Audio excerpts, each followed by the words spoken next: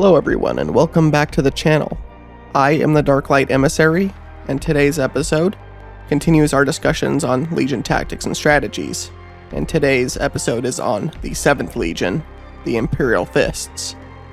This Legion stands at 100,000 Space Marines estimated during the course of the Great Crusade.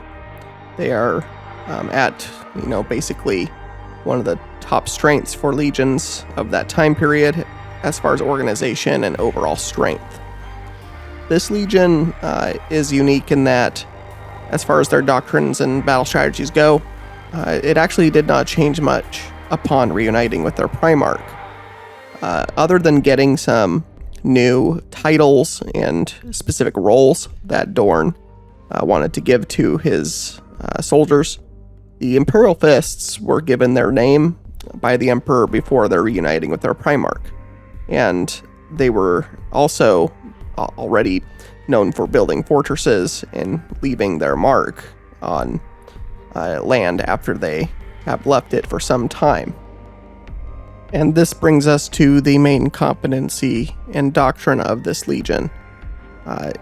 They would basically assault a world with a large variety of shock weapons and heavy assault formations. That was their main mode of war.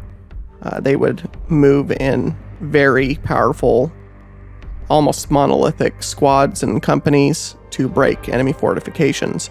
They were masters at breaking enemy sieges and also masters of maintaining sieges, as well as defending a position, often out of fortresses that they had hand customized themselves. This legion, more so than many of the others, didn't see battle as the be-all and end-all. They often would do their best to leave a world in a better way than they found it, in terms of being loyal to the Emperor, that is.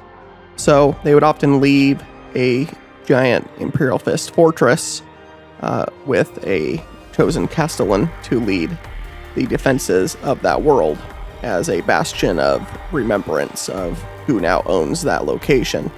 And they would do this as they conducted the Great Crusade far and wide throughout the galaxy. Hierarchy within the Legion always led back to Rogal Dorn. Him as the Primarch wielded absolute authority in this Legion, and his soldiers were always absolutely loyal to him. However, even though there was a pretty rigid structure of authority with, positions like the first captain being sacrosanct and positions like Castellan and Seneschal being warriors at, top ranking leadership, Dorn would often consider any of his men counselors in a battle.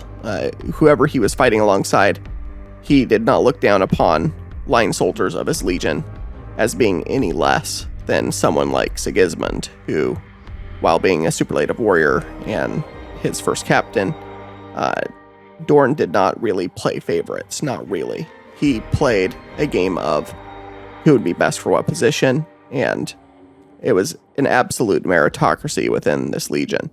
If you were the best for a role, and Dorn identified you as that was the role you would find yourself in if you were absolutely competent in that role. And same for himself. Dorn was often a quiet, imposing force, and he imposed that upon his legion, both just straight through the gene seed and also through his overall attitude and how he commanded.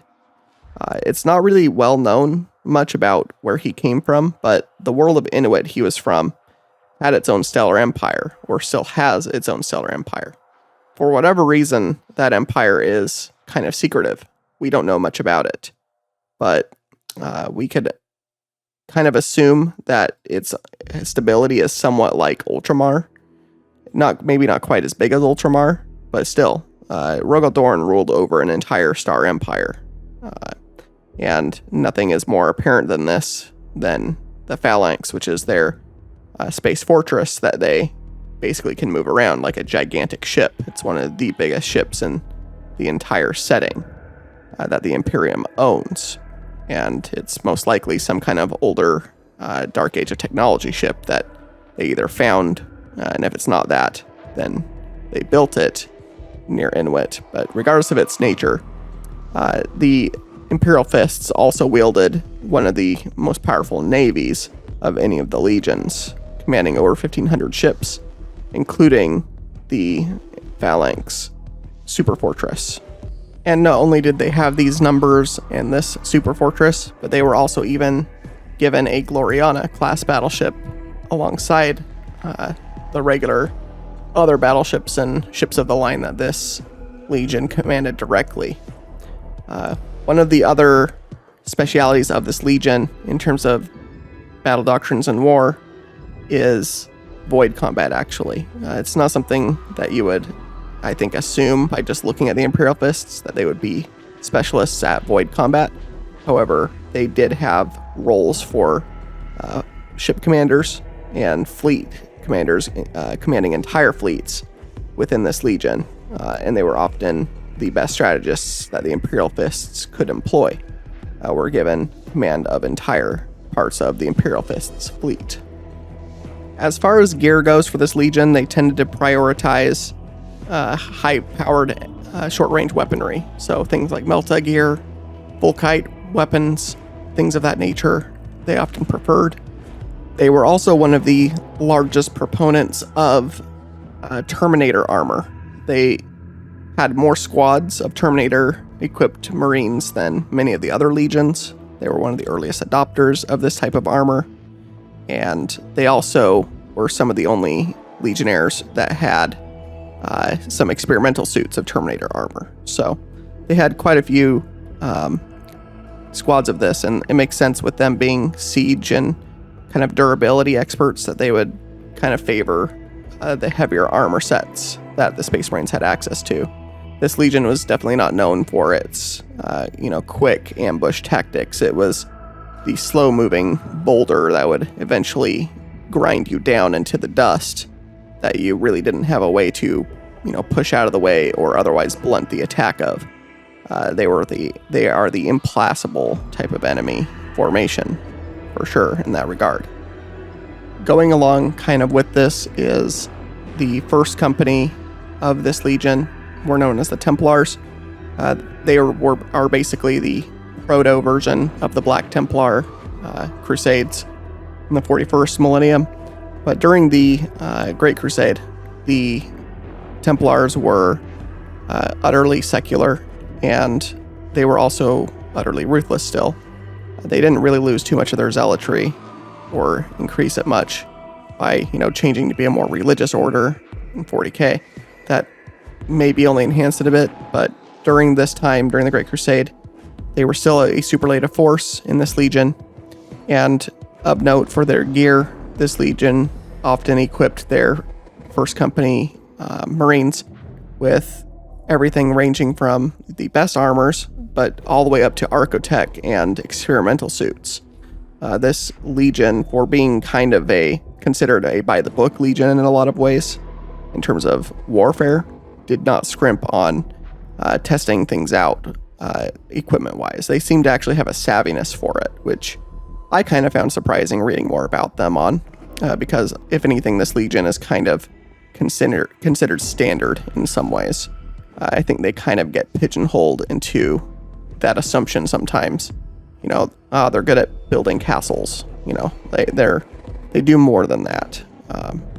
And then one other thing of note that they are known for really is adopting a lot of the kind of the shield type weaponry. They have boarding shields and siege shields that they would equip on their left hand with a slot capable for their right hand to fire a bolter or other weapon through. And so each Marine would become a very powerful stationary or slow moving forward defensive force to be reckoned with. And this was used to great effect during the Great Crusade, as well as later on during the Horus Heresy, when the Imperial Fists were one of the main legions to protect the Imperial Palace during those final days of the Horus Heresy saga.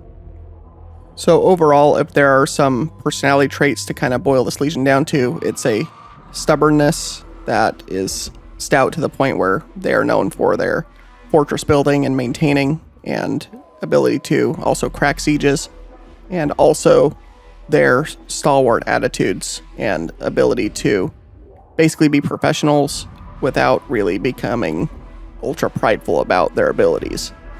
They know what their abilities are. Rogal Dorn knew what his abilities were, and they basically reveled in them, but not to a degree where their pride overstepped their abilities. And so that is a bit about the Imperial Fists Legion. If you liked this video, please leave a like. Please subscribe if you haven't yet. I do notice there's quite a few of you out there who have not subscribed yet, and I would like to see more of that. It would always be great to build this community up. If we get it big enough, we can consider doing some game nights and things like that as we grow. I would greatly desire to meet some of you that way and to do that eventually. Feel free to leave a comment if you would like to request a video on a certain topic or just talk about the topic of this video. I always like to respond to your comments on these videos. Next time, we are going to be talking about the Space Wolves Legion. They are Legion number 6 on our list to complete each Legion's strategies and doctrines. So as always, bring your light into the dark places, and I will see you in the next video. Have a great day or night wherever you are. Thank you for your time.